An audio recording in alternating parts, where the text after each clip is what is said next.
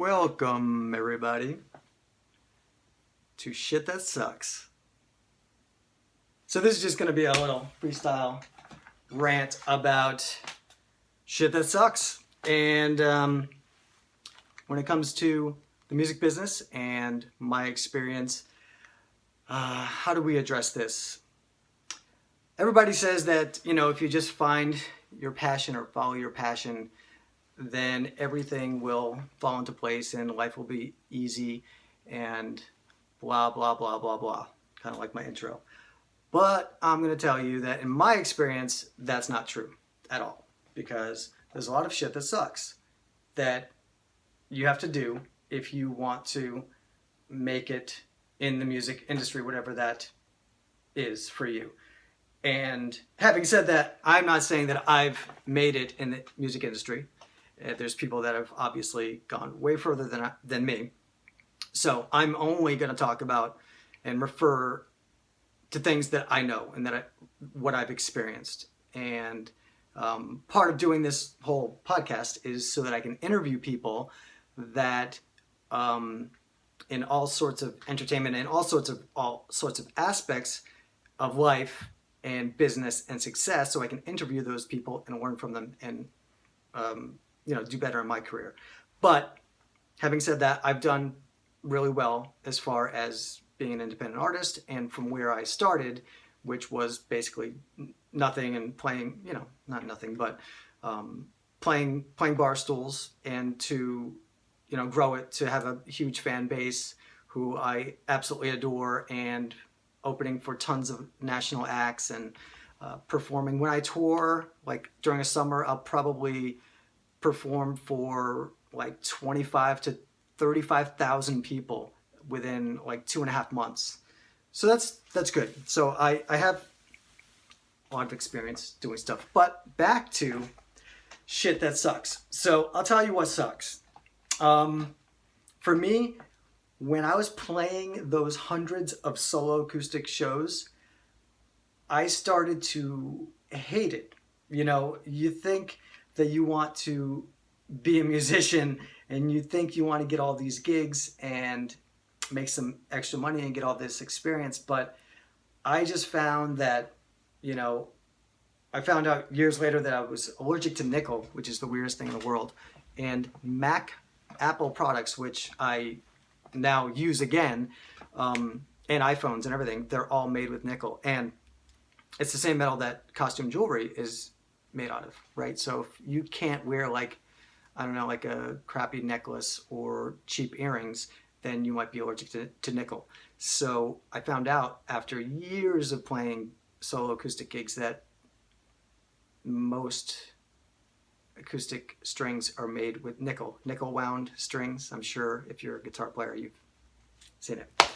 So I would get awful pain in my hands, terrible pain in my hands, and I would lose my voice at every gig. And I did that for years, and it was brutal. It sucked, but I just had to keep going. I learned what to do with my hands. I bought steel strings, silk and steel strings, and I tuned down half a step. I didn't know that for years, and that helped save my voice big time. So there's a tip for you. If you don't tune down, if you're a dude and you don't tune down half a step and you have voice issues, losing your voice and stuff or straining, then you might want to look into that.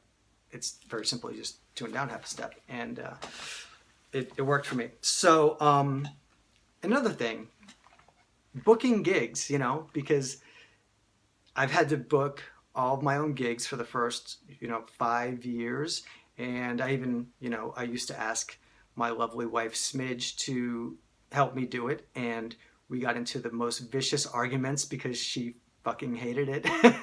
And she hated me for it. What's that? Booking suck. Booking gigs. It sucks. So if you think if you're just starting out and you think, well, I really want to be a musician, so, it's what I love. It's my passion. So it's going to be all Guns N' Roses. That doesn't make any sense. It's going to be all puppies and unicorns. Well, It might not be, because if you have to book your own gigs, which most of us do, unless, I don't know, you have a shit ton of money and you can hire a booking agent. Because here's the deal: if you're going to go out and play at bars, you're going to make $100 or $200 to play at a bar. If you're playing solo, if you're playing in a band, you're probably going to make $500 as a whole band to go play at a bar. So booking agents usually aren't going to want to make a little percentage of that, because it's just not worth their time and effort, because it takes a lot of time and effort. But some of the things that suck, like booking yourself, if you, like I always say, things are always hardest at the beginning. So if you can get over the hump and do it a lot and get comfortable and keep it simple and try not to sell yourself, like I did a podcast on it, look for the podcast about booking yourself and whether or not you should play for free, and how to go about it.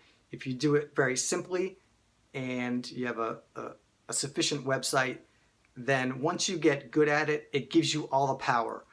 And as independent artists, we have so much more power now that we have to realize. So, like 15 years ago, recording costs 100 times what it costs now. All these things were, with social media and everything, we can get to our fans, directly, and we don't have to go through a record company. So, what we all want to do is we want to build. It's a business. We want to build this business, and then hopefully, attract a record company and a good record deal, so that we can make it, and be a big, huge superstar. So that's what I hope for you, and hopefully you learn from the fact that I'm telling you all the shit that I went through, like booking myself for years and getting rejected time after time after time after time at bars, which to me now is hilarious, because I play for thousands of people at these big shows. But back then it was devastating that, I didn't get a show at the local tiki bar, and it hurts. You have to just do it. It's all a numbers game. Call 20 places and you'll get 2 gigs, and that's simple. But if you only call, 5 places and they all say no and you get discouraged, then you're not going to go anywhere. So what else sucks? Sometimes you have to carry and set up your own gear and do your own sound. In the beginning. Oh yeah, in the beginning, that's always a pain. We had to carry our own shit, and we had to set up our own stuff. Had to do our own sound. When I started playing with the band, we had to do that. Quite a bit until I started playing festivals. And I'll tell you what, though, you do that for years, and number one, a lot of good things can come out of shitty stuff. Like, you learn how to do sound. You learn how to do your own sound. You learn how to do sound. And then when you get onto bigger stages, you know what you're doing. You know what you're talking about. You know what you're listening for. You know what you're looking for. You know how to sound check. You know how to, here's an example, if you're just kind of starting out, and you've only played for, the most a few hundred people. Okay, I told my Clint Black story on another podcast. So I was playing all little acoustic shows, hundreds of them, right? And I got the opportunity, literally, the stage manager said, "Do you want to open for Clint Black?" And he said, "You have 3 minutes to sound check and go run up the stairs to backstage." So my point is, I ran up there and I was very comfortable sound checking, because I'd done sound for myself a billion times. But if you're not comfortable with all those things, those simple things can really trip you up if you get a big opportunity to get in front of thousands of people, because then you're sound checking in front of 3,000 people. And if you're just not, haven't done it a bunch of times, and you're just not smooth with it, people are going to notice, and it's going to affect you. You're going to notice that people notice, and then it's going to affect your performance. All these little tiny details are things that when you're first starting out, you don't really think about, or you might not think about. So hopefully this helps anybody that is, trying to make their way up. So that makes sense. Mm-hmm. Does that make sense? Absolutely. You sure it makes sense? It does. Right. One more thing. We're going to do one more thing for shit that sucks. What do we got, Smidge? Oh gosh, there's what else for shows and bookings and. I mean, one great thing about now that we're playing bigger shows is that I really appreciate going to venues and not having to set all that stuff up and do my own sound and having sound guys and Well, it's one roadies thing and that techs. sucks when you first start is when you deal with bars and stuff. Sometimes people aren't always very nice. That is very true. Here's the thing. I think there's an inverse correlation. She hates it when I use big words. There's an inverse. It's like an upside down pyramid, right? Where like the more of a starter you are in music, I feel like the shittier people are. So Smidge is off camera and she's saying stuff. Hopefully it's picking up in the mic, but she's saying that like when you call bars, they can be really mean, you know, and you're like in this kind of like development stage where you're just trying to like call up and get your first few gigs, or it could be 3 years, 5 years into it, but you're still calling to get gigs and you're selling yourself. So it's hard not to take it personally. And these people can be totally mean and rude because they're kind of, not everybody, that's for sure, but a lot of them are kind of on the bottom of the ladder of the music industry. They're not really in the music industry. They're in the bar industry. They're in the selling beer industry. And rightfully so, but it doesn't give them an excuse to power trip and treat people like shit. And that's what happens a lot. And I love everybody who ever hired me at a bar, and a lot of great people. And there were a lot of douchebags that were just assholes, you know? So I just want you guys, here's what I want from this podcast. I want you guys to be aware of this stuff so that like, if you're playing at bars and you're calling up and you feel like, oh, I'm just, I'm not good enough, or I'm such a loser because people are rejecting me. Just think of me telling you like we all went through this. We all went through it. I went through it forever and it sucked, but you're not the only one. So I wish I had someone to, I could watch a podcast or listen to a podcast back in the day and think, oh, okay, all right, cool. At least I know that I need to call 20 bars and that literally half of them are just going to be total assholes and they're going to hang up on you.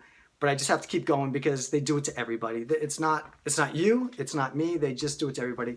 And plus, they're busy selling beer. And you read all the nonfiction, the biographies of famous people, and everybody goes through it. Yeah, man. I'll tell you what, you guys, get the Kevin Hart.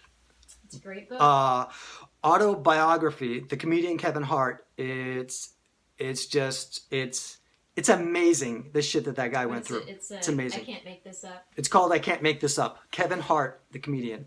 Check it out. Let me know what you think of that book. That's your little assignment. Get back to me and let me know what you think of that book. So that does it for Shit That Sucks on the Charron Zone.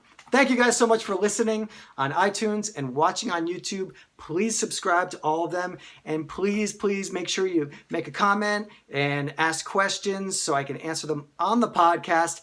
And subscribe.